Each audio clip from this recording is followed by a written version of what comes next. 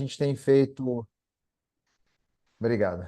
A gente tem feito essa agenda nossa aqui com uma frequência muito legal ao longo desse ano, em especial essa semana, essas semanas do mês de outubro, onde a gente está com a comemoração dos nossos 19 anos. Então, mais uma vez, sejam todos bem-vindos.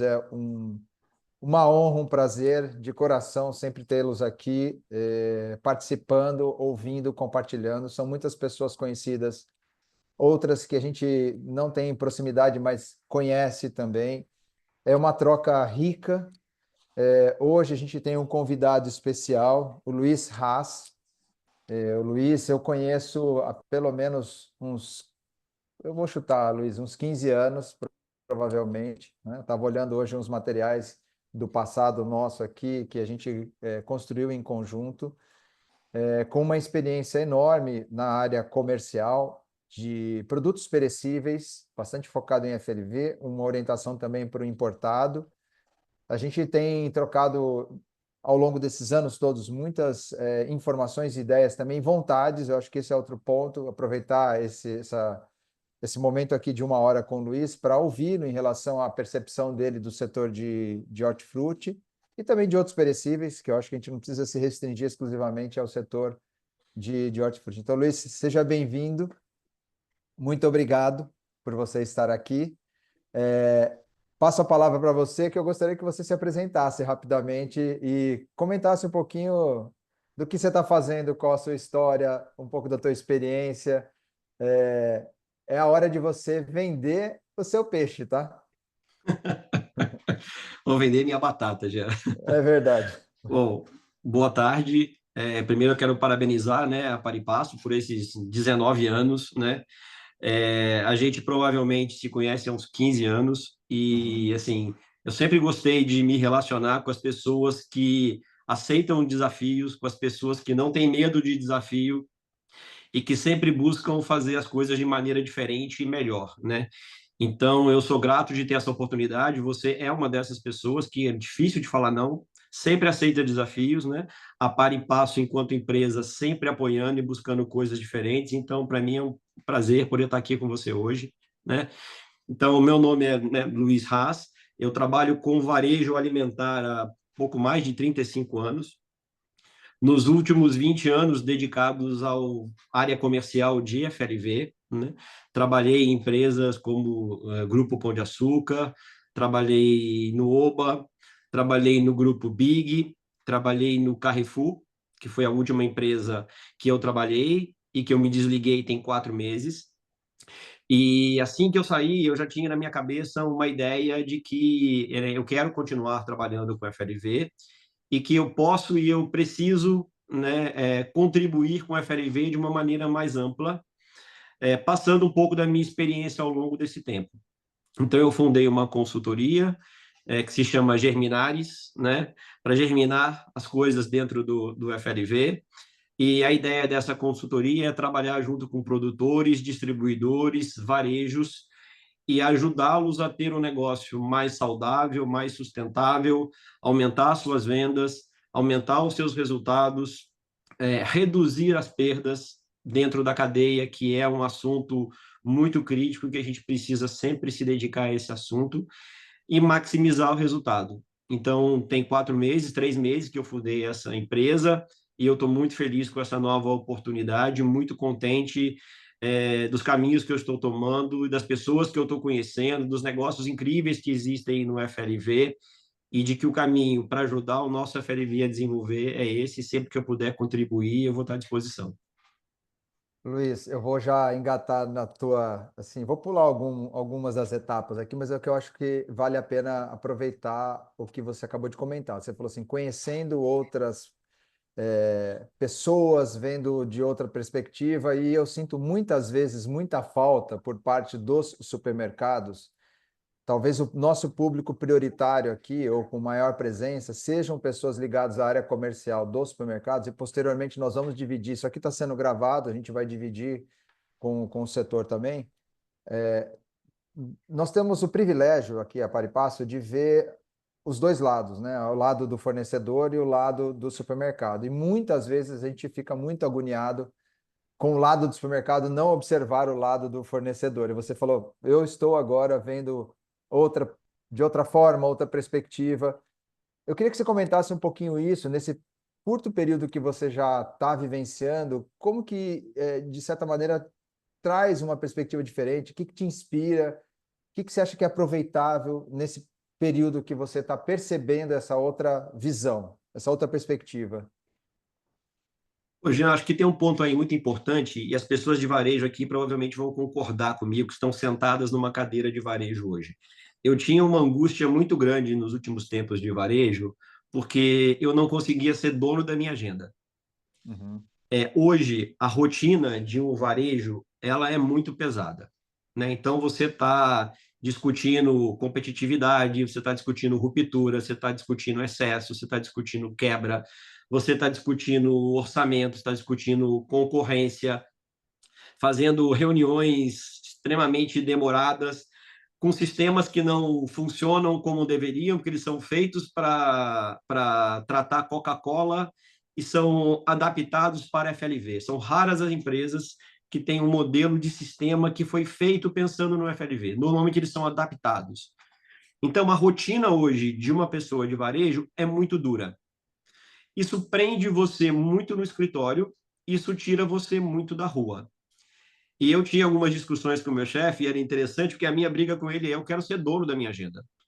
Porque eu planejava, semana que vem, na quinta-feira, por exemplo, eu vou visitar o produtor tal, porque eu preciso entender como é que ele está, porque essa categoria tem desafios ou tem oportunidades. Quando chegava na véspera, ó, amanhã tem uma reunião, e amanhã essa reunião não pode faltar. E aí aquele seu compromisso vai embora. E você começa a deixar de dar valor ao principal do seu negócio, que é estar perto do seu fornecedor, do seu produtor, né? Então, nesse período, o maior ganho que eu tenho é: eu sou dono da minha agenda. Eu vou aonde eu quero, né? Eu vou a hora que eu quero.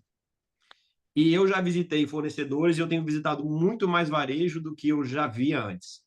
E quando você visita de novo, cara, o produtor e o varejo, você com muita clareza percebe a oportunidade e o desafio dos dois lados.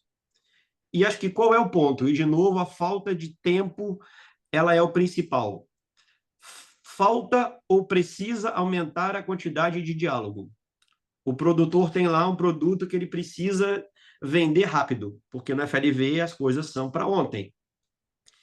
E o comercial agora não vai dar, não, porque eu tenho que participar de uma reunião, eu tenho que fazer uma oferta, eu tenho que mexer no preço, eu tenho que fazer uma rebaixa, eu tenho que administrar um caminhão no CD, eu tenho que tratar uma série de coisas.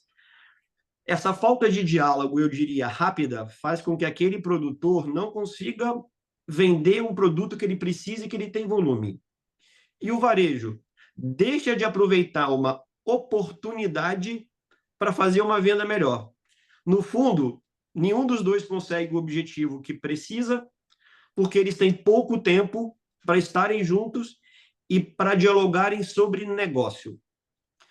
E eu acho que esse é um valor muito importante.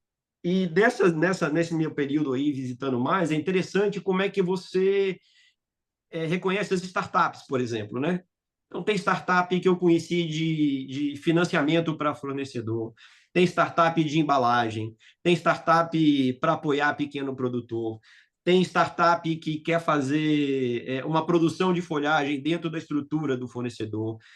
Tem bastante negócio interessante crescendo. Tem empresas que a gente julga pequenas, que já estão entrando em mercados como o da importação, por exemplo, fazendo volumes extremamente importantes, que mudam muito o mercado na ponta da concorrência do varejo e que, por muitas vezes, o varejo nem sabe que esse movimento está acontecendo. Então, hoje eu diria que o varejo precisa de tempo para ir para a rua, para conhecer o seu concorrente, conhecer o seu produtor, e o produtor precisa arrumar uma maneira de ter tempo com o seu cliente para entender o seu cliente e conseguir levar para ele de maneira rápida e produtiva o que o cliente dele precisa e aquilo que ele precisa também. Luiz, olha, eu já anotei uma série de coisas aqui. Eu vou passar um slide que ele é uma reflexão sobre o que a gente está falando, né? Tem uma mudança de cultura, tem uma estratégia associada à mudança de cultura da forma de agir do supermercado. E me parece, hoje, provavelmente, pelo menos do meu lado aqui, eu vou ser bastante crítico, mas numa perspectiva positiva em relação aos nossos clientes supermercadistas, justamente com esse ativo tempo que você está trazendo, né?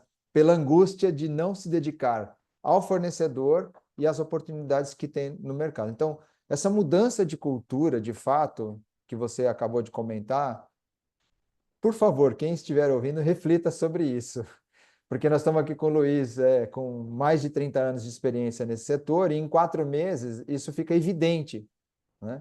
Tem um outro aspecto aqui também, que é essa visão de cadeia produtiva, a visão das oportunidades que não está só fechado nas quatro paredes da operação do supermercado. Tem muita coisa acontecendo, às vezes a gente vai numa feira, acha que é suficiente e tal, mas tem muita. Eu ouso a dizer atualmente que a gente tem mais fornecedores preparados dentro da estrutura de demanda de mercado ou da sociedade do que supermercados. No passado, meu sentimento era diferente. Há 19 anos atrás, quando nós começamos, a nossa sensação, a minha sensação particularmente, era de que a gente tinha fornecedores menos preparados do que os supermercados. Eu acho que isso inverteu atualmente. Eu acho que o supermercado está olhando para outros aspectos. Tem esse conceito, Luiz, que aqui a gente chama de economia dos custos de transação. Isso é uma teoria. Depois tem um material que eu compartilho com vocês. Isso é bastante estudado pelo pessoal da USP, mas que vale a pena olhar para esses conceitos, este em específico, que praticamente é assim, vai, e num resumão, são todos os empecilhos ou as barreiras no processo que são criados para a gente ter o melhor resultado. Você deu alguns exemplos. A tua agenda enche de reunião e você não cuida das relevâncias ou das importâncias principais que poderiam te trazer diferencial no negócio. Isso tem a ver com essa economia do custo de transação. Um outro aspecto é essa governança, que é essa coordenação entre a cadeia de abastecimento. Eu lembro muito bem, e isso eu aprendi com você há anos atrás, foi numa safra prévia de morango. Eu até queria que você comentasse um pouco disso, que você fez uma agenda na região de produção de morango, cerca de 2 meses antes com os teus fornecedores, para que eles fizessem uma previsão de volume para que você pudesse se programar na tua venda. Isso é um exemplo de governança onde você traz o teu fornecedor parceiro para compartilhar do resultado do negócio, na visão primeiro, mas depois também na quantidade. Comenta isso, por favor, se você puder. Eu posso. E quem convive comigo há muito tempo escuta uma frase que eu falo com muita frequência, que é: eu adoro problema, eu odeio surpresa. Uhum. Problemas têm solução, surpresas não têm.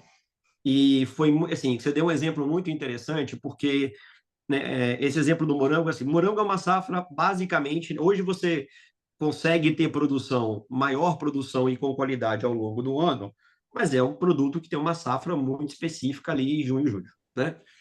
E que Uhum. antigamente era muito mais específica, era muito mais relevante do que é hoje em volume, numa série de coisas. Então, o planejamento, eu acho que ele é fundamental para isso. E como você falou, no passado, a Oh, impressão desculpe, é desculpe. o varejo ele é mais preparado ou era mais preparado do que o produtor. Eu não vou concordar que hoje o produtor é mais preparado que o varejo, a gente pode discutir isso um pouco mais para frente, Uhum. mas de fato o varejo era mais preparado. Então, o que, que a gente fazia nessa época, né? A gente, antes de começar a temporada, primeira coisa é que a gente levantava o desempenho de qualidade de todos os fornecedores na temporada passada. Então, a gente tinha ferramentas, né, que eram da Paripasso, inclusive, que nos permitia saber o que aconteceu com cada fornecedor, quanto eles entregaram de volume, que tipo de problema eles tiveram ou não. Uhum. Essas visitas, essas reuniões serviam para trazer para cada fornecedor desse qual tinha sido o desempenho dele. E à medida que ele tinha um bom desempenho, ele ganhava mais oportunidade de volume para o ano seguinte. E o inverso era verdadeiro. à medida que o seu desempenho não é bom, que a sua qualidade não foi tão boa, que a restrição foi alta, que a sua devolução foi alta, que o seu caminhão atrasou na plataforma e que você não entregou 100% do que foi pedido, no ano seguinte você teria menos volume. E não se Uhum. trata de puni-lo, se trata de dar mérito a quem trabalhou melhor, porque no fundo você não pode colocar o seu negócio em risco. Então, nessa reunião era uma troca rica de informação para entender como vem a temporada para frente, porque essa informação quem tem é o produtor, né? O que aconteceu com o ano passado, essa informação nós tínhamos, né? E com base nisso, qual era a perspectiva e planejamento para aquele período? Quais ações promocionais seriam feitas? As famosas ações de televisão, que na época uma bandeja de morango era vendida por 99 centavos, isso faz muito tempo, né? Uhum. O festival de morango, que era uma coisa muito importante, que gerava um diferencial com cross selling de outras categorias, era uma coisa muito bem feita e que funcionava bastante, mas isso permitia o planejamento das partes. Então, eu podia voltar, né, com o meu time e saber que a minha ação planejada ia acontecer, o que tipo de problema ela teria, e o produtor podia saber o que ia acontecer. É óbvio que isso não é perfeito e que ao longo do caminho ajustes vão acontecer. Mas nessa época eu conseguia sair, ir para o sul de Minas e ficar 2 dias fora do escritório, com mais alguém do meu time, pelo menos, e com a área de qualidade, pelo menos, para poder visitar, ter essa estrutura montada. E, invariavelmente, a gente tinha sucesso nessa operação. Porque Sim. planejado, a chance de problema é menor e quando o problema acontece, você tem condição de tratar o problema e resolver o problema.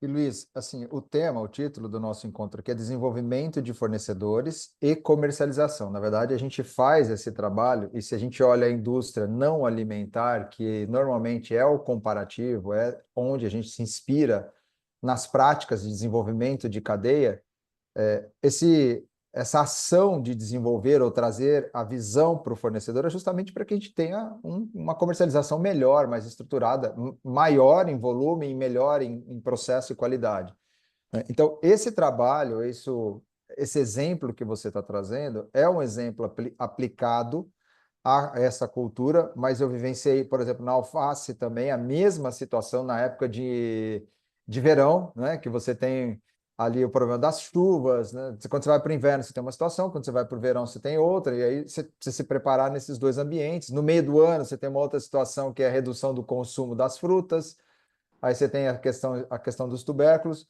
mas o fato é que todo esse processo e essa atitude, ela é puxada pelo supermercado. Quem dá o ritmo. Ela foi puxada pelo seu mercado. Perfeito. Então, comenta isso também, por favor. Eu vou ficar te cutucando aqui, rapaz. Então, primeiro eu quero dizer que, né, eu sou É. supermercadista, né? Então, o seu mercado não é o vilão da cadeia. Mas, retomando, eu vou voltar no morango para a gente usar para prosseguir nisso, né? Um outro tema, e aí vamos falar de desenvolvimento, é que mesmo com tudo isso, o que que a gente percebia na época? Cara, o morango brasileiro, nessa época, era um morango muito ruim. Eu costumava brincar para os nossos fornecedores que parecia a camisa do Fluminense, era metade verde e metade vermelho. Ele não Sei. tinha cor de morango, gosto de morango e nem cheiro de morango. E aí eu me lembro que lá em, não sei, 2008, 2009, mais ou menos, numa das viagens ao antigo PMA, a gente conseguiu levar Altair e Rinaldo, né? E foi visitar, numa visita técnica, a gente foi na Driscoll, que Uhum. deve ser a maior empresa uma das maiores empresas de frutas vermelhas do mundo de morango.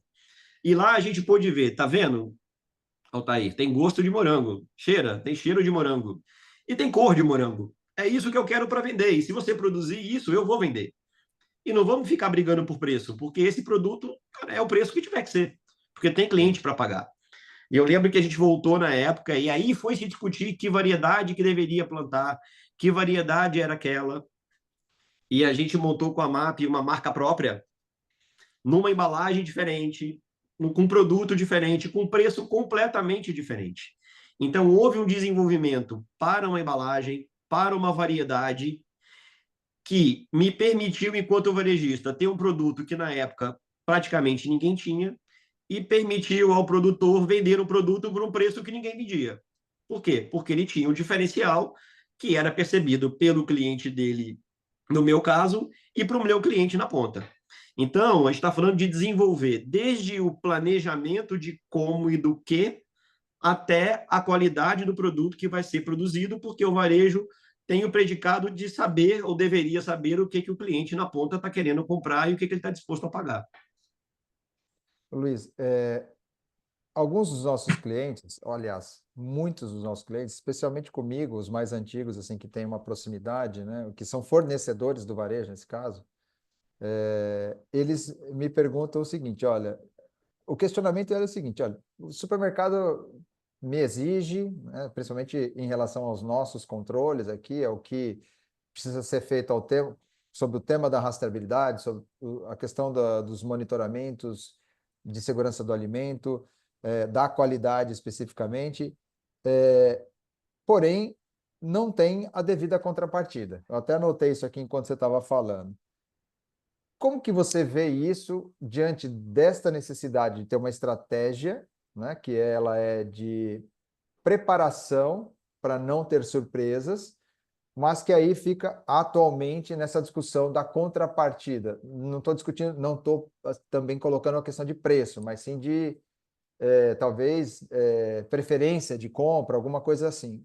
Também queria ouvir de você qual é a sua opinião nesse sentido, porque, novamente, a gente tem supermercados que estão participando aqui, depois vão ouvir, eu acho que é muito importante ter, assim, esse insumo, sabe, para refletir internamente nas estratégias das equipes dos supermercados.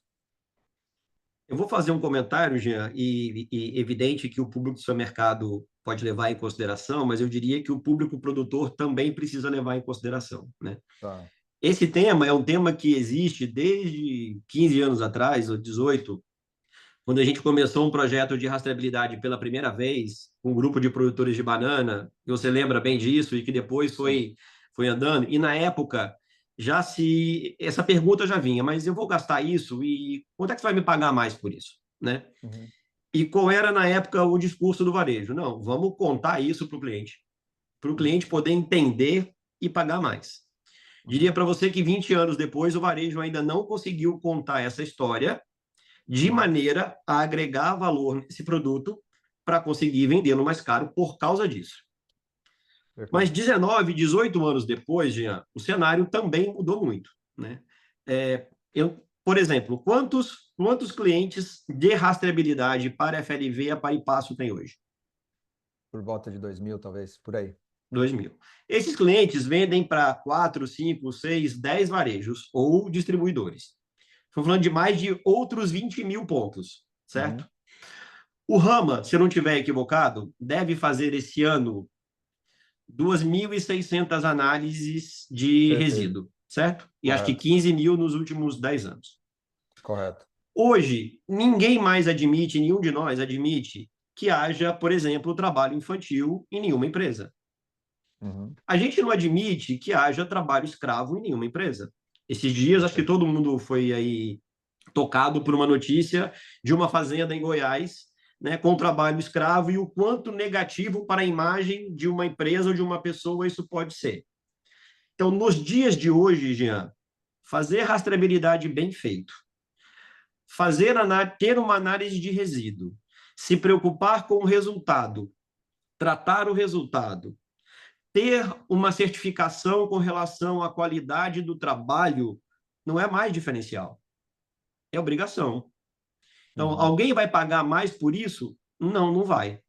A notícia é capaz de pagar menos se você não tiver isso. O Uhum. pior, é capaz de não te comprar se você não tiver isso. Uhum. Então, por que eu falo muito do produto? Por que eu falei com você do produtor nessa hora? Porque esse diferencial, como você comentou, provavelmente não vai ser preço, mas ele vai ser ou pode ser uma preferência de compra, um aumento no volume da compra. Uhum. Mas aí, o fornecedor precisa estar mais preparado para negociar isso. De que maneira? Provavelmente, a cada 10 vezes que você participou, que eu participei, de uma reunião com um produtor ou um fornecedor, por exemplo, com um problema de rastreabilidade ou análise de resíduo, a cada 10 vezes, 9 vezes, o varejo chamou essa reunião para dizer: aqui tem um problema. e você precisa tratar. Nesse cenário, tem excelentes fornecedores que têm rastreabilidade super bem feita, excelentes resultados de análise e certificações de sustentabilidade e saudabilidade perfeita. Se a cada 10, uma vez, algum fornecedor desse marcou comigo, me apresentou todos os dados favoráveis a ele para me dizer: você precisa comprar mais de mim porque eu sou bom nisso tudo, é muito. Entendi. Então, da mesma maneira que o seu mercado é organizado, porque ele também é cobrado sobre isso, e ele leva o problema para o fornecedor, para o produtor que faz o seu trabalho bem feito precisa se apropriar disso. Mas esse é o negócio dele. Se ele não tomar conta do negócio dele, se ele não proteger o trabalho dele bem feito, e se ele não provocar essa conversa com o varejo para se valorizar, é pouco provável que o varejo chame para dizer: você foi muito bom, por causa disso eu vou te dar um benefício a mais. Entendeu?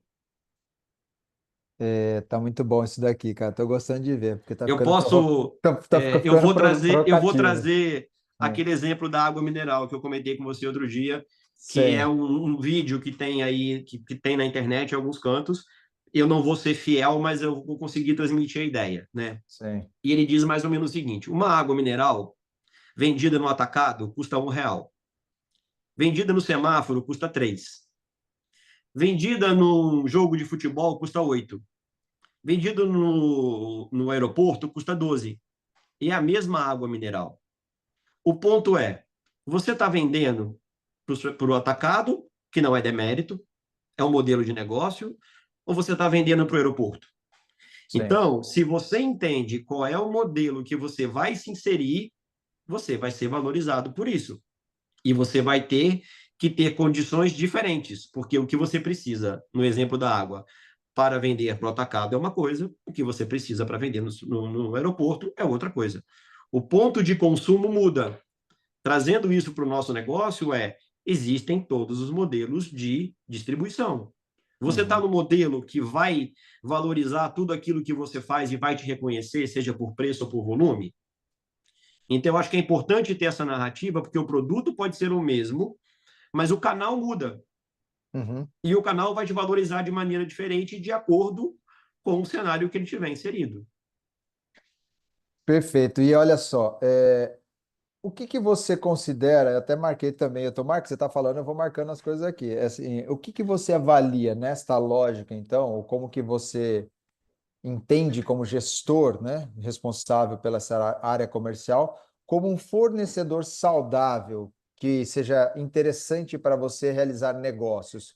Que características, que comportamentos, que atitudes você considera importante, você leva em consideração nessa tomada de decisão tua? Ô, Jean, assim, também quem conviveu comigo fornecendo para mim escutou algumas vezes eu dizer o seguinte: conheça o meu negócio. Se você conhecer o meu negócio, você tem muito mais chance de dar certo. A questão de você dizer que é saudável, eu acho que é evidente que tem uma questão financeira que é importante, né? Porque um fornecedor saudável financeiramente, ele tem capacidade de investimento. Ele Uhum, pode ter equipamentos sempre atualizados, ele pode ter manutenção, ele pode contratar profissionais capacitados, ele pode investir em técnicas mais modernas e produtivas e saudáveis de produção, ele pode investir em embalagens, né? Ele pode investir em pessoas que podem estar no campo olhando produtos. Então, estar saudável financeiramente é evidente que é importante. Mas eu diria assim, o fornecedor hoje, que conhecer, e a gente vai falar muito disso, eu acho, conhecer o seu cliente, conhecer a necessidade dele, conseguir se adaptar a essas necessidades para entregar o que esse cliente precisa, desde que isso esteja alinhado com o propósito dele, ele tem muito mais chance. A gente vai voltar no começo da conversa e da falta de tempo. Então, cara, visita seu cliente, entende se ele é o aeroporto ou se ele é o atacado. E naquela condição, o que é que ele precisa? O fornecedor que tiver essa leitura e que conseguir entregar isso, seguramente ele vai ter o resultado melhor de venda e, de novo, o resultado é de acordo, né, de ganho com o modelo de negócio que ele tiver. Mas eu acho que é fundamental hoje em dia você entender a necessidade do seu cliente, porque a diversidade de modelos hoje de varejo e de distribuição é muito grande e não é uma receita de bolo, que funciona para um não vai funcionar para outro. Eu quero compartilhar aqui nessa sequência, só esse slide, ele não é exclusivo, específico da cadeia de FLV, né? Na verdade, esse material é do professor Fava Neves, lá da USP de Ribeirão Preto, mas eu acho que é interessante, porque é uma visão de cadeia produtiva, eu tenho insistido nesta lógica também, onde a gente tem aqui isso a gente sempre fala de visão sistêmica, onde tem a sequência de etapas que são interdependentes, elas têm as suas características individuais, mas elas também têm relações de dependência para trás e para frente, né? Então, a gente percebe aqui uma aproximação, você também vivenciou isso muito com as indústrias de insumos, sementes, né? Tecnologia de semente com variedades que são mais específicas e que pode te trazer um diferencial. Eu acho que é interessante porque visitamos empresas fora do Brasil, eu não sei se 100%, mas provavelmente eu não tenho esse número, mas a grande maioria da tecnologia de semente ela é importada para alface, para pimentão, né, principalmente para legumes e verduras. E quando você traz uma tecnologia dessa, não necessariamente o consumidor vai entender o que é aquilo. Então, essa visão e aproximação aqui com esse elo da cadeia é extremamente importante, que chega ao produtor. No nosso caso, a gente tem poucas cooperativas, né? Não é um cenário, a gente tem aqui o processo de agroindústria, mas que vai direto aqui para o varejo, para o consumidor final e nessa relação. Então, essa visão aqui de fluxo de produto e serviço e o fluxo de informação e pagamento, ela é muito importante conhecer. Eu estou aproveitando esse espaço nosso, Luiz, para essa relação direta que você está trazendo de desempenho e desenvolvimento do fornecedor, mas por uma visão ampliada também de entendimento dos impactos nesta relação sistêmica da cadeia de abastecimento. Tá? Eu acho que eu queria trazer esse aspecto aqui, porque ele, para mim, faz muito sentido também no que a gente tem estudado. E, Jean, Sim, só por para fazer um favor. comentário sobre isso, Claro. assim, você trouxe um elo importante para mim da cadeia, que é a empresa de semente. Tá. É, eu tive a oportunidade de ter, né, algumas reuniões e contatos com empresas de sementes, e acho que isso é fundamental, porque às vezes a empresa de semente está desenvolvendo, né, desenvolveu um determinado produto e ela vai lá no produtor para vender para ele. E ele não Uhum. sabe se aquele produto na ponta vai ser bom ou vai ser ruim. E por muitas vezes o produtor está olhando, é mais produtivo ou menos produtivo? É menos produtivo, eu não quero. Mas ele pode ter um sabor melhor, né? Ele pode ter um shelf life melhor na ponta. Então, um outro canal que o varejo deveria estar próximo é das empresas de semente. Nesse ano eu tive a oportunidade de fazer uma viagem para fora com uma empresa de semente, com a participação de fornecedor, para junto ver esse produto que vai funcionar para mim. Esse produto, ele tem produção boa no Brasil? Economicamente ele funciona? Quando você está junto, o fornecedor compra a sua causa, você compra a causa do produto, a empresa de semente compra a causa de trabalhar junto com o produtor. Então, eu acho que as empresas de semente elas têm um papel muito importante e o varejo, além de falar com o produtor, deveria ter um canal para entender o benefício do produto. De novo, quando a gente fala de agregar valor, né, ou de ter um produto mais reconhecido, a gente acha que berinjela é tudo igual. Não, não é tudo igual. Tem variedade de berinjela que pode ter um desempenho na gôndola que te quebre metade, uma perda Sim, metade. sim, Se essa informação não chegar no varejo, cara, a berinjela é a mais barata. Alguém está sim. contando isso para o varejo? O varejo se aproximou da semente, da empresa de semente, ela percebe que isso é uma oportunidade e tenta, no bom sentido, usar o varejo para conseguir que produza. Então, você trouxe um tema importante que tinha passado desapercebido, mas a aproximação com as empresas de semente, para mim, é fundamental para ter um produto que ou tenha uma qualidade de sabor percebida melhor, ou que tenha um shelf life na ponta importante, porque isso faz muita diferença para o varejo também.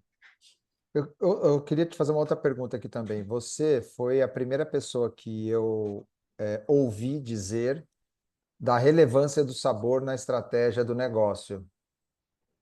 Você segue nessa opinião ainda? Para fruta, principalmente? Eu sigo nessa opinião ainda e eu sou muito convicto disso, muito convicto disso. É, Isso gera no Brasil um ponto de oportunidade muito grande, que é a marca de produto. Então, um dos desafios de você falar de sabor de produto é que a gente trabalha com uma quantidade de produto genérico muito grande, muito grande. Então, se você hoje está comprando o produto A de um fornecedor, de um produtor, amanhã de outro, ou se você está comprando no atacado, hoje de um, amanhã de outro, o cliente vem na sua loja, ele compra um produto que ele gosta e fala, eu vou voltar aqui porque aquela manga era boa. Quando ele chega lá, aquela manga é outra, está em outro ponto de colheita, é de outra região, é de outro produtor, ela tem um sabor completamente diferente e ele se frustra, porque é um produto genérico. É... Existe, existe pouquíssimos exemplos no Brasil de você ter uma marca de produto que de fato você consegue manter um padrão de qualidade que o cliente reconhece e que o cliente paga mais por isso, porque é perceptível, sabor é Uhum, perceptível, né? uhum.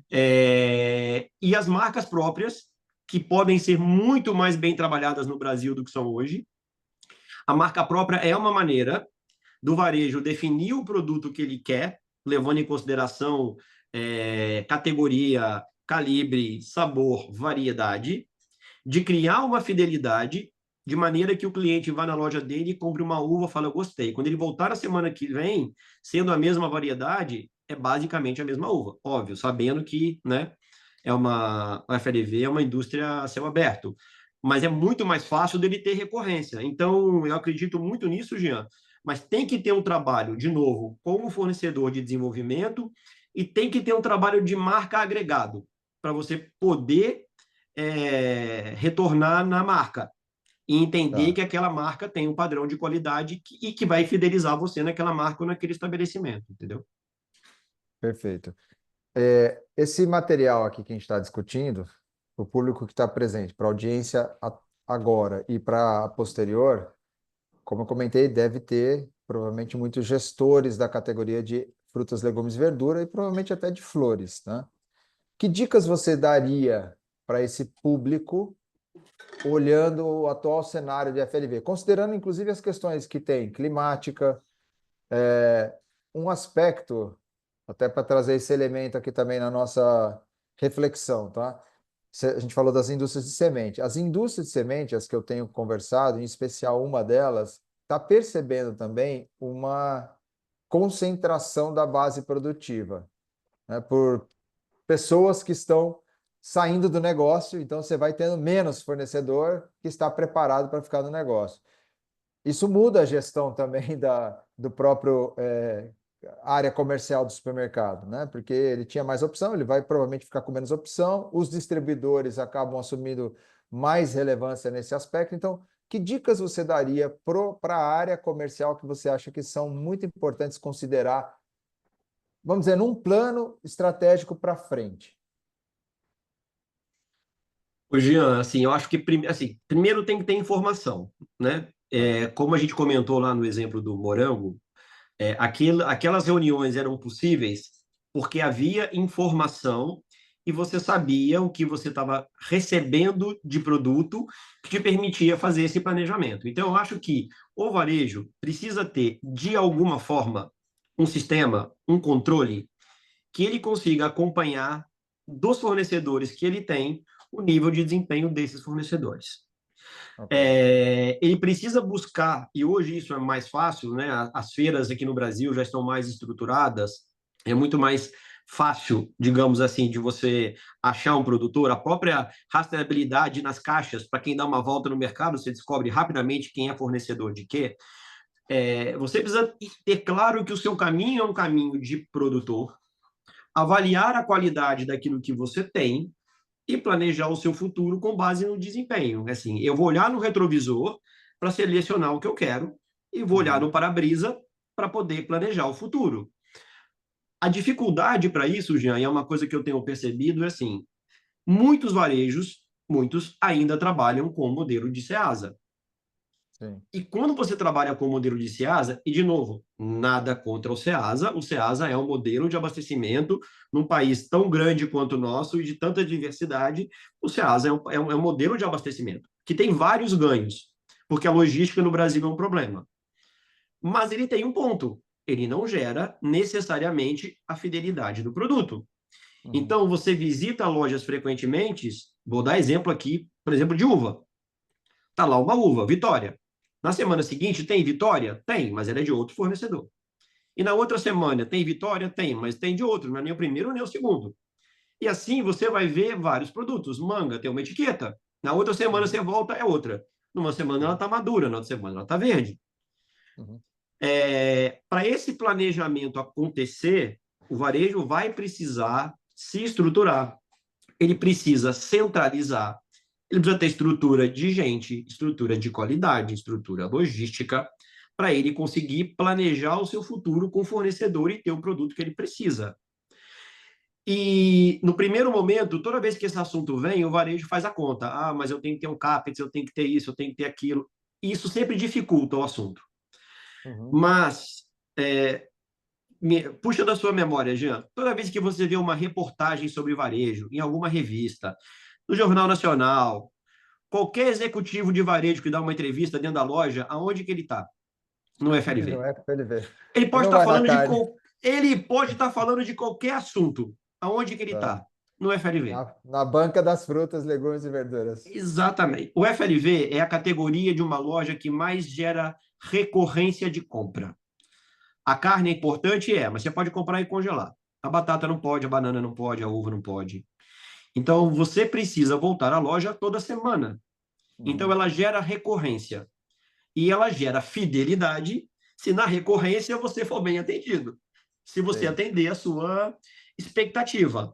Então, por mais que o investimento no primeiro momento seja alto, quanto mais o tempo passar, mais alto ele vai ficar, mais dificuldade de fidelizar você vai ter.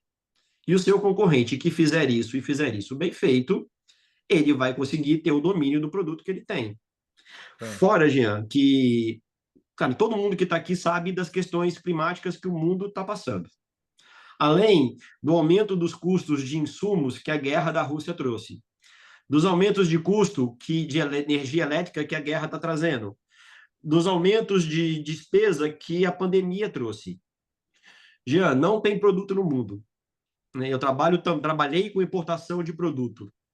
Era o tempo que o telefone tocava e ligava um produtor de Portugal dizendo: eu abri uma câmera, eu tenho 10 containers de pera para vender. Você não quer comprar, não? Hoje o telefone não toca. E você liga para ele e fala: eu quero comprar 10. Ele fala: não tenho, não, tá?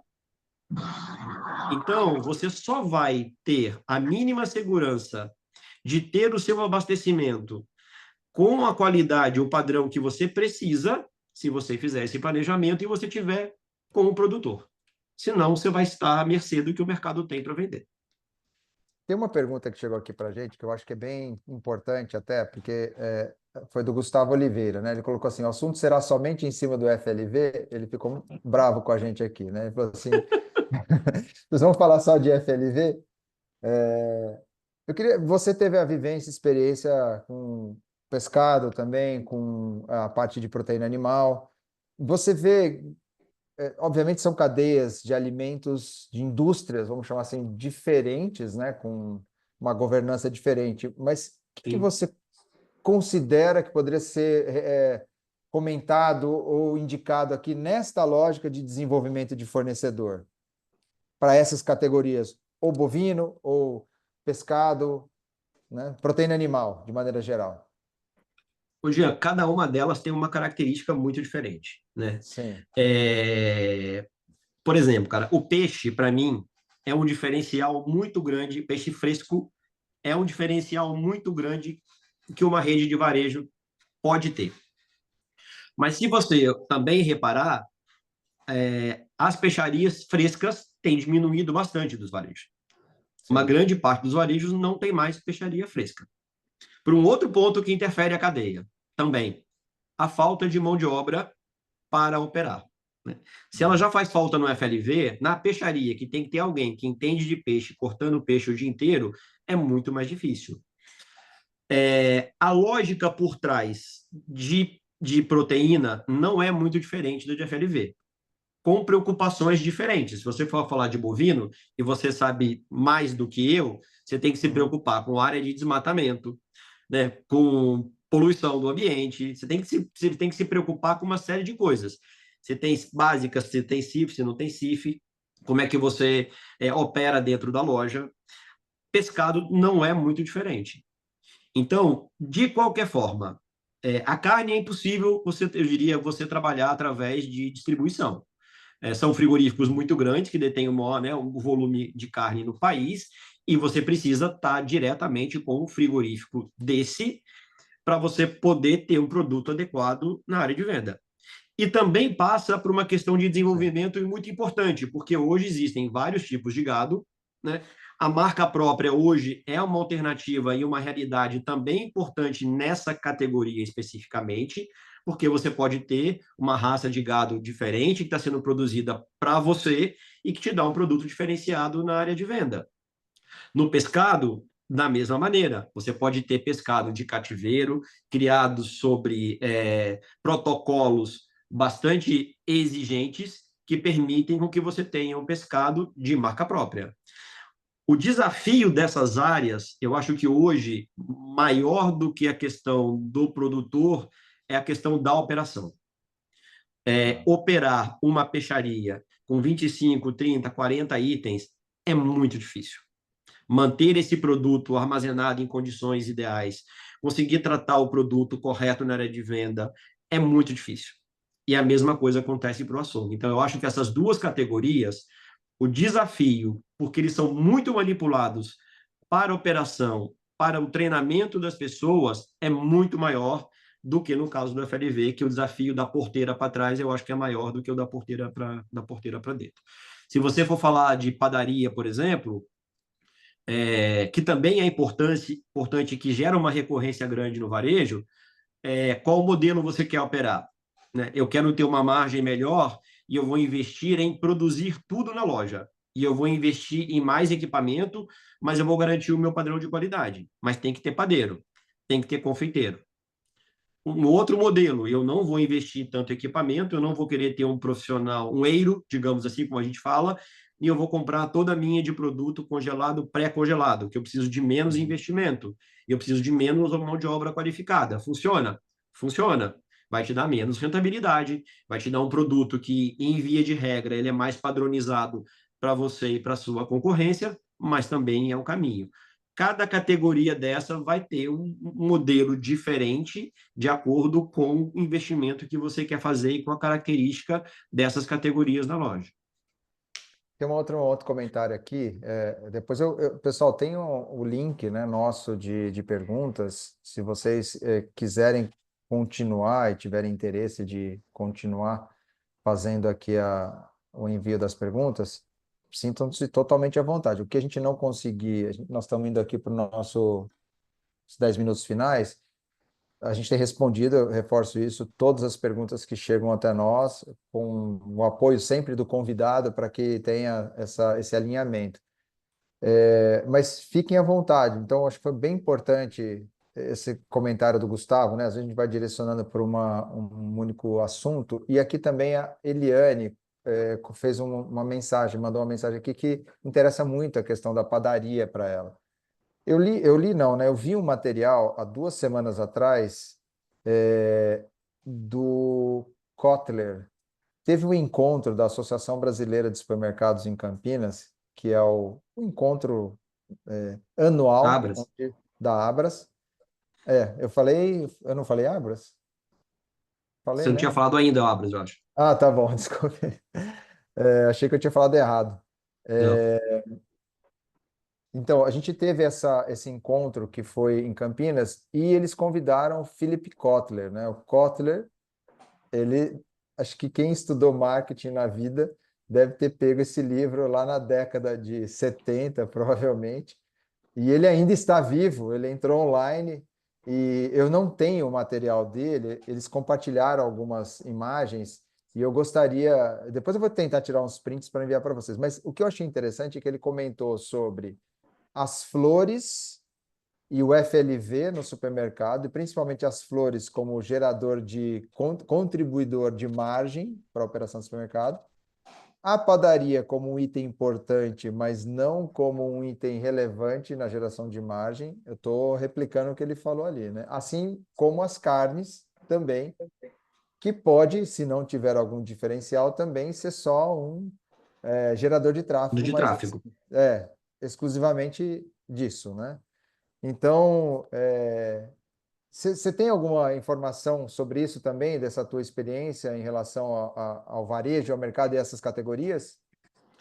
Tenho, mas assim, Jean, eu já vivi é, em empresas diferentes, modelos diferentes, e já vivi Uhum. modelos diferentes dentro da mesma empresa. Então, Tá, assim, essa questão de ser gerador de tráfego ou gerar margem, é uma decisão da empresa. Então, e vamos falar da sim, padaria, por exemplo. Normalmente, a padaria é um gerador de margem. tá, Mas, é o que eu falei, se você produz um pão francês na loja, eu vou falar um número aqui, tá? Ele vai te dar 80 de margem. Se você comprar pão francês congelado para vender na loja, vai te dar 30. Então, o seu modelo de negócio influencia no resultado que você dá. Se você disser que açougue é um gerador de tráfego na sua loja, ele vai dar um tipo de resultado. E normalmente é para negativo. Por quê? Porque o nível de investimento para fazer de carne um gerador de tráfego é muito alto. Então, tudo pode, dentro da estratégia que a empresa tem, né? sim, A gente fala, por exemplo, o FLV pode ser uma categoria destino. Pode. Quando eu penso em FLV, eu penso em comprar nesse varejo. Ok. É uma categoria e provavelmente ele vai te entregar um resultado de margem também melhor. Não, eu vou gerar tráfego toda semana com a FLV. É outro resultado. Então, comparar as categorias sem entender qual é a estratégia do varejo é mais difícil, entendeu? tá. Basicamente, qualquer uma pode fazer o seu papel. O que normalmente não acontece é colocar todas elas como gerador de margem ou todas elas como gerador de tráfego e você quebra a empresa, entendeu? Mas já vivi momentos dentro da mesma empresa, com a mesma categoria, fazendo papéis diferentes. Ô, Luiz, Ah, vamos voltar em flor. Flor sim, é bastante interessante. E flor também tem uma questão dentro do varejo brasileiro. Uma parte do varejo brasileiro trabalha com flor dentro do FLV. Uma outra sim, parte do verdade. varejo brasileiro trabalha com flor dentro do bazar, porque flor não é alimento, né? Sim, E tem toda aquela questão do garden. Eu vou comprar o vaso, eu vou comprar terra, eu vou comprar a mangueira, eu vou comprar a semente, eu vou comprar a flor, né? tá. Embora ela não seja um produto comestível, mas ela tem as mesmas características de um FLV. Cara, nasce, cresce, morre, né? Então, não tem, para mim, não tem o correto a se trabalhar. De novo, depende do seu modelo de negócio. Eu já trabalhei em empresas que a flor não ficava no FLV e já trabalhei em duas empresas que eu cuidei de flor. O ponto principal da flor, e que eu sofri muito na época de FLV, é a questão do cuidado com a flor. A Uhum. flor na loja também precisa de cuidados. Ela precisa ser regada, precisa ser tratada. Não é que comprou, chegou lá e deixou. Né? O ciclo dela de venda não é exatamente igual ao do tomate. Então, qual era a dificuldade operacional? Quando a flor está dentro do FLV, quem cuida da flor é um funcionário do FLV. Que sobre a demanda de uma seção nervosa como a FLV e sobre a escassez de mão de obra, esquece a flor. Sim, E a flor é um produto que a compra é muito de impulso. As pessoas compram de impulso, chegam na loja, ela está bonita, numa boa exposição, ela anima seu dia, ela anima sua casa. Na época da pandemia, teve uma certa dificuldade no começo, mas as pessoas queriam levar flor para casa, queriam ter um ambiente mais alegre em casa. Mas tem um ponto importante que é a operação da loja. A flor precisa de carinho, a flor precisa de cuidado.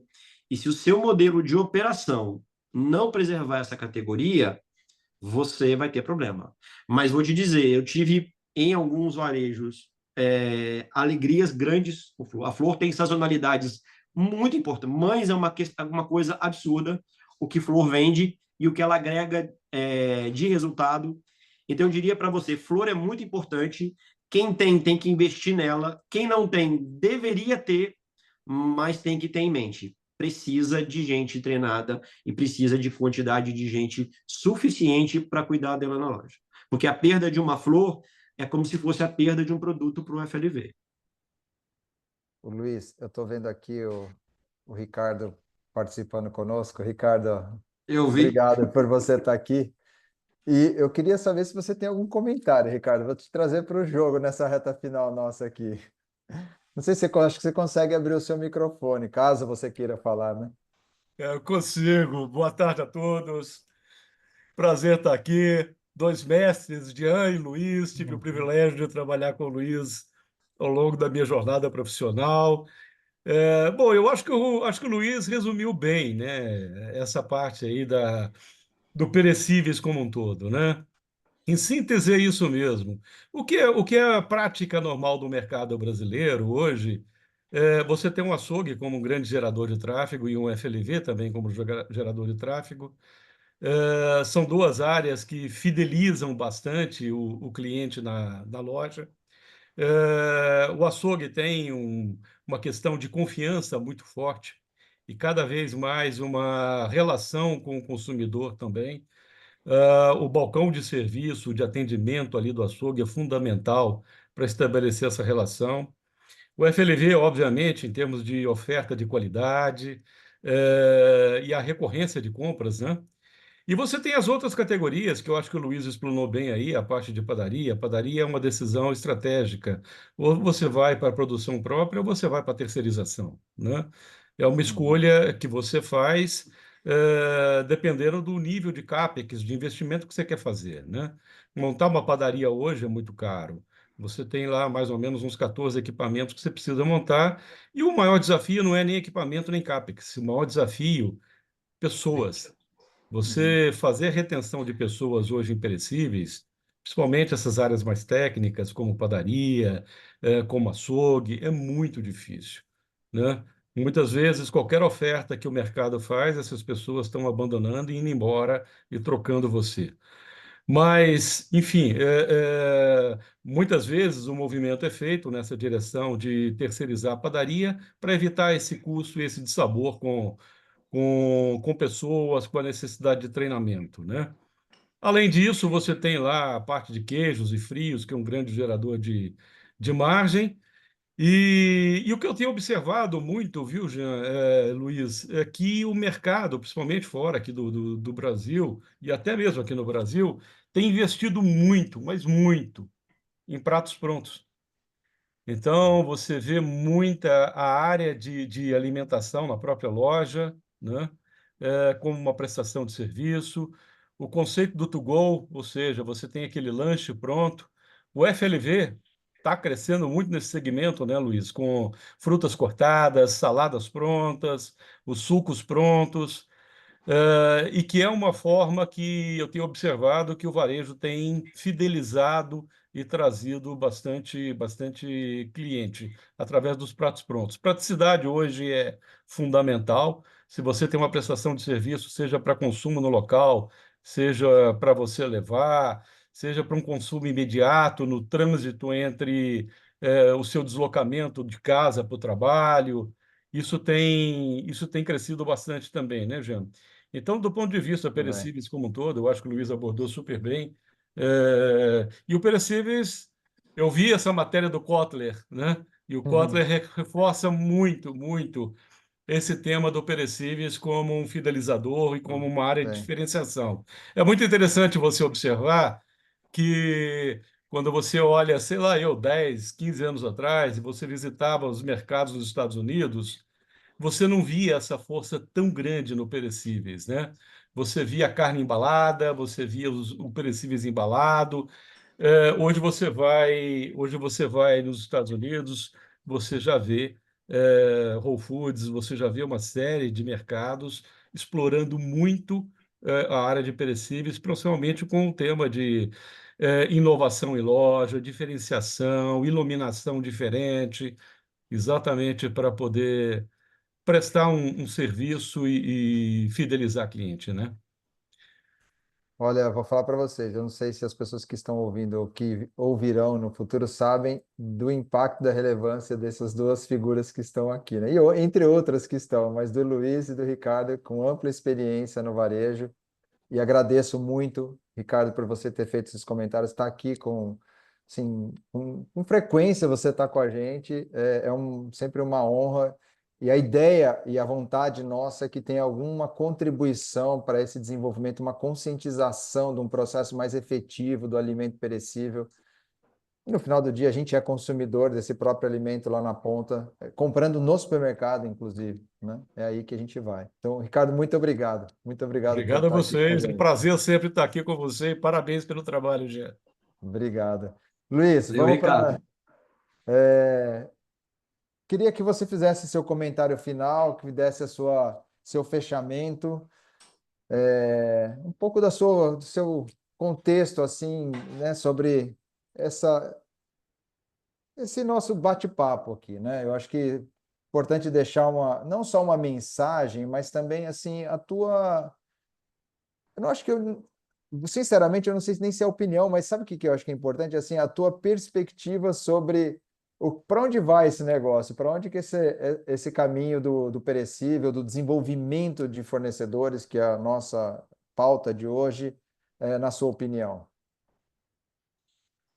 Olha, GP, eu quero dizer que a gente precisa fazer mais uns 3 ou 4 programas aqui para a gente falar, porque, né, o Ricardo trouxe bem outros temas e falar de É, praticidade é um tema, né, falar de tantas coisas que tem dentro do Perecíveis e que tem dentro do FLV, falar de treinamento de pessoas, de retenção de pessoas, né, do que é uma categoria, por exemplo, de orgânico dentro do Perecíveis. Tem tantas coisas que podem ser ditas sobre FLV e sobre Perecíveis que eu acho que merece uma pauta aí em outros webinários que você e a Paripasso vierem a fazer.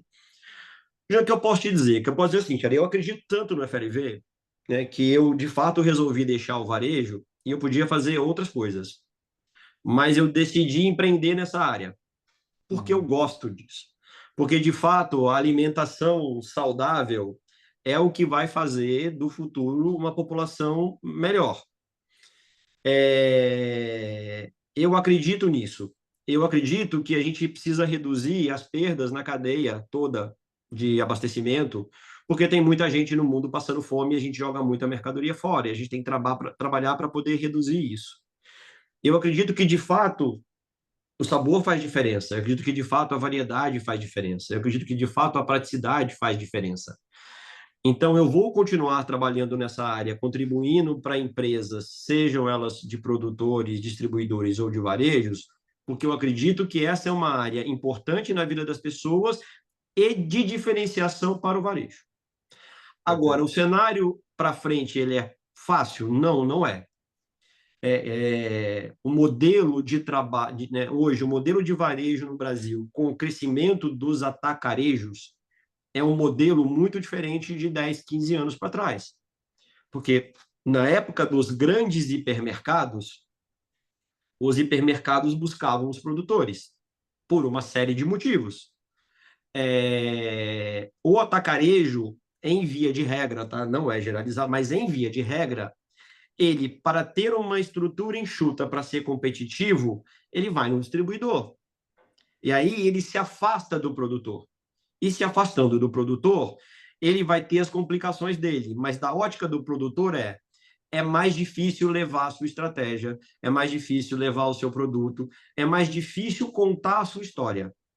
Mas o produtor vai ter que achar um caminho, percorrer esse caminho como num jogo de dados e chegar até esse atacado, para conseguir contar a história dele, entendendo qual é a história do atacado e conseguir, junto, montar o plano dele. Então, eu acredito muito nisso. Eu acho que o FLV é uma categoria sensacional de aromas, de cores, de sabores, de texturas. Cara, não tem nada igual a isso. Ainda tem muito supermercado no Brasil que pode abraçar essa causa, fazendo o seu desenvolvimento, tendo um produtor do seu lado.